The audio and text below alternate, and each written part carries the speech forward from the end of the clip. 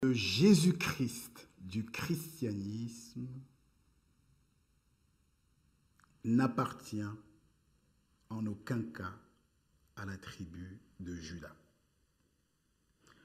Honorable ministre chrétien, vous êtes parvenu à l'exploit de persuader l'humanité tout entière que le Jésus-Christ hybride du christianisme serait le lion de la tribu de Juda. Tribu à laquelle, depuis toujours, la royauté est dédiée, réservée en exclusivité, à un monopole donc. Pourtant, il est plutôt écrit dans les dispositions du verset 4, chapitre 28 du premier livre des Chroniques, je cite, « L'Éternel, le Dieu d'Israël, m'a choisi dans la maison de mon Père pour que je fusse roi d'Israël à toujours. Car il a choisi Juda pour chef. Dans la maison de Juda, il a choisi la maison de mon Père. Et parmi les fils de mon Père, c'est moi qu'il a voulu pour roi d'Israël à toujours. » Fin de citation. L'Épître aux Hébreux renchérit dans Hébreux chapitre 7 en son verset 14 précisément, en disant la chose suivante. Il est notoire que notre Seigneur est sorti de Juda. Fin de citation. C'est puissant.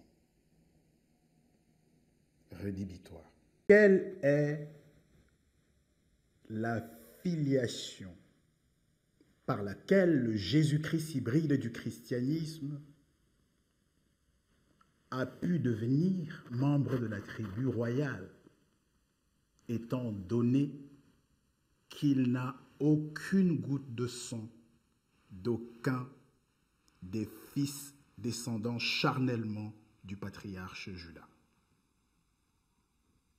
Le cas échéant, quel est le nom du descendant mâle charnel de Juda par lequel le Jésus-Christ hybride du christianisme aurait obtenu son passeport ou son visa d'entrée dans la famille royale de Juda? Autre question. Existe-t-il dans les Écritures une jurisprudence, ne serait-ce qu'un précédent, faisant état d'un fils adoptif qui aurait été roi en Juda, ne serait-ce que quelques heures? Non. Cherchez, vous ne trouverez pas. Et pour cause, la voie de l'adoption est irrecevable en matière d'éligibilité du roi dans la tribu de Juda. Dès lors, quand bien même l'enfant sans père de la Vierge aurait été adopté, ce Jésus-Christ du christianisme-là n'aurait simplement pas pu devenir lion de la tribu de Juda, puisqu'il n'aurait même pas pu devenir membre de Juda par ce truchement-là. Connaissez-vous dans les Écritures, parmi les pères bibliques, quelqu'un dont la filiation généalogique s'est déterminée en lien avec celle de sa mère? Non. Cherchez, vous n'en trouverez point. Et pour cause, la filiation biologique, généalogique, dans la Bible est exclusivement patrilinéaire. Patrilinéaire.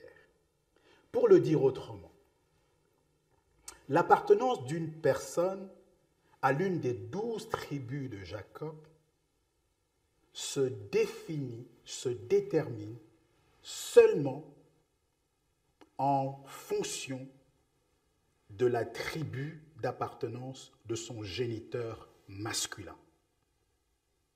Tant et si bien qu'on peut trivialement écrire l'équation tribu de l'enfant est égale à la tribu du géniteur mâle, masculin.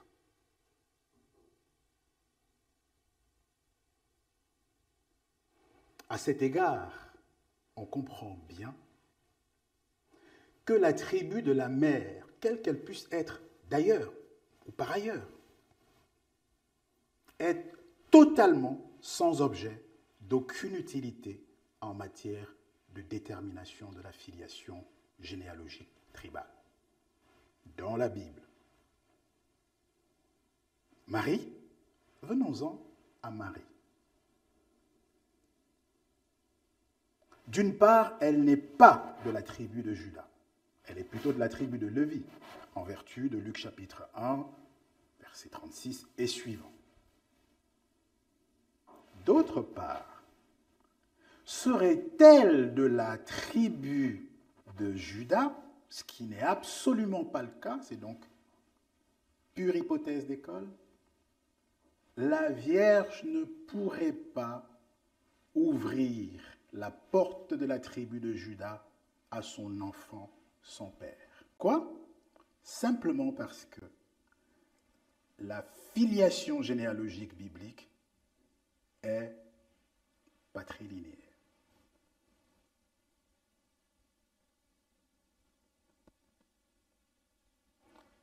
La chose est tellement invariante, à un point que, quand bien même une fille de la tribu de Juda irait en mariage avec un fils de l'une des autres 11 tribus, mettons un tout hasard, irait en mariage avec un fils de Lévi, par exemple,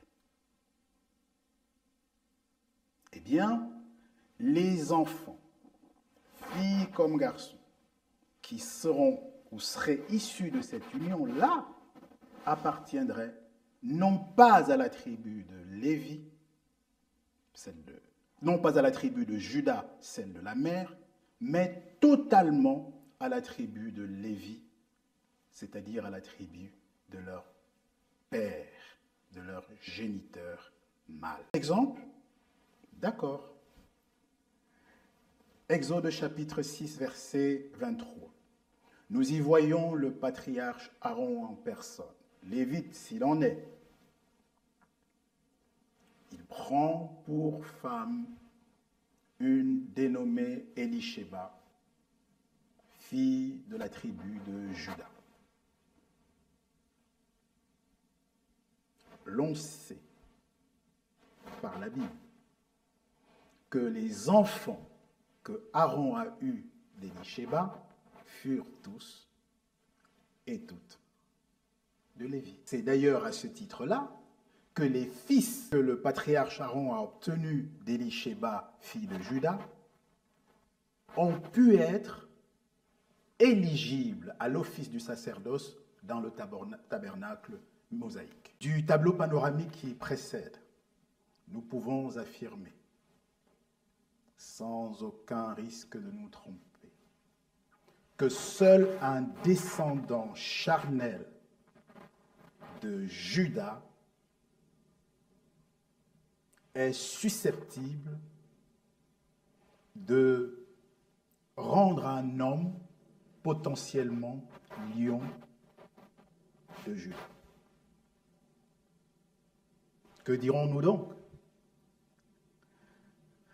Que le narratif de la nativité avec un Jésus-Christ chrétien hybride, sans aucune parenté biologique avec Juda,